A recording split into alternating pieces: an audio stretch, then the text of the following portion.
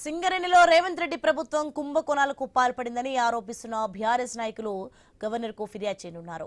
సాయంత్రం 5 గంటలకు గవర్నర్ను కలవనున్నారు. ముఖ్యమంత్రి రేవంత్ రెడ్డిపై, డిప్యూటీ సీఎం బట్టి విక్రమార్కపై, మరికొందరు మంత్రులపై కంప్లైంట్ ఇవ్వనున్నారు. అవినీతికి సంబంధించిన ఆధారాలను గవర్నర్ కు అందించనున్నారు. ఇక టెండర్ల గోల్మాల్ వెనుక ముఖ్యమంత్రి, ఆయన కుటుంబ సభ్యుల పాత్ర ఉందని బీఆర్ఎస్ నేతలు ఆరోపిస్తున్నారు. రేవంత్ రెడ్డికి సీఎం పదవిలో కొనసాగే అర్హత లేదంటున్నారు.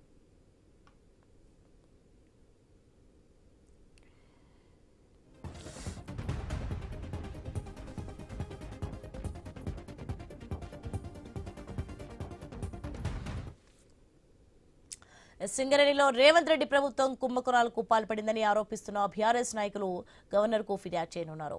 ఇక సాయంత్రం 5 గంటలకు గవర్నర్ను కలవనున్నారు. ముఖ్యమంత్రి రేవంత్ రెడ్డిపై, డిప్యూటీ సీఎం బట్టి విక్రమార్కపై, మరికొందరు మంత్రులపై కంప్లైంట్ ఇవ్వనున్నారు. అవినీతికి సంబంధించిన ఆధారాలను గవర్నర్ కు అందించనున్నారు. టెండర్ల గోల్మాల్ వెనుక ముఖ్యమంత్రి, ఆయన కుటుంబ సభ్యుల పాత్ర ఉందని బీఆర్ఎస్ నేతలు ఆరోపిస్తున్నారు. ఇక రేవంత్ రెడ్డికి సీఎం పదవిలో కొనసాగే అర్హత లేదంటున్నారు. రెడ్డికి ఇదే అంశాలకు సంబంధించి మరింత సమాచారం మా ప్రతినిధి ఏవై స్వామి ఫోన్లలో అందిస్తారు. స్వామి, మొత్తానికైతే బీఆర్ఎస్ సింగరేణి వాళ్ళైతే సింగరేణి కుంభకోణాలపై అయితే గవర్నర్ కు ఫిర్యాదు చేయనట్టుగా తెలుస్తోంది. దీనికి సంబంధించిన డీటెయిల్స్ ఏంటి?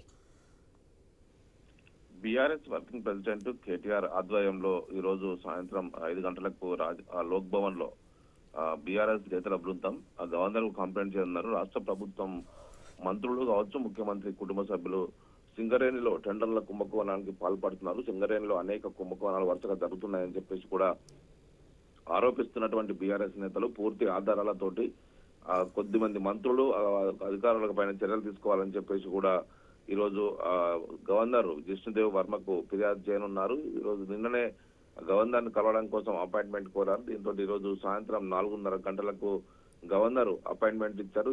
ఈరోజు మధ్యాహ్నం 3:30 గంటల తర్వాత తెలంగాణ భవన్ నుంచి బీఆర్ఎస్ పార్టీ వర్కింగ్ ప్రెసిడెంట్, ఇతర బీఆర్ఎస్ పార్టీ ఎమ్మెల్యేలు, ఎమ్మెల్సీలు, నాయకులంతా కూడా బృందంగా వెళ్లి లోక్ భవన్ లో గవర్నర్ ను కలిసి డిప్యూటీ సీఎం బట్టి విక్రమార్కతో పాటు ఇతర పైన కంప్లైంట్ చేయాలన్నట్టుగా తెలుస్తుంది. దీనికి సంబంధించినటువంటి టెండర్ల కుంభకోణంలో జరిగినటువంటి అవకతవకలు, ఆ గోల్మాల్లు, వాటికి సంబంధించినటువంటి పూర్తి వివరాలను కూడా వారిపై అందజేసి వారిపై చర్యలు తీసుకోవాలని చెప్పేసి గవర్నర్ ని కోరనున్నట్టుగా తెలుస్తుంది. ప్రభుత్వ అధినేతగా గవర్నర్ ప్రభుత్వం నడుపుతారు కాబట్టి గవర్నర్ కి అన్ని విషయాలు తెలియజేయాలని చెప్పేసి కూడా బీఆర్ఎస్ పార్టీ భావిస్తుంది. అందులో భాగంగానే గవర్నర్ కలిసి తొలుత ఈ మొత్తం వివరాలు అందజేసి వారిపైన చర్యలు తీసుకోవాలని చెప్పేసి కంప్లైంట్ చేయనున్నారు.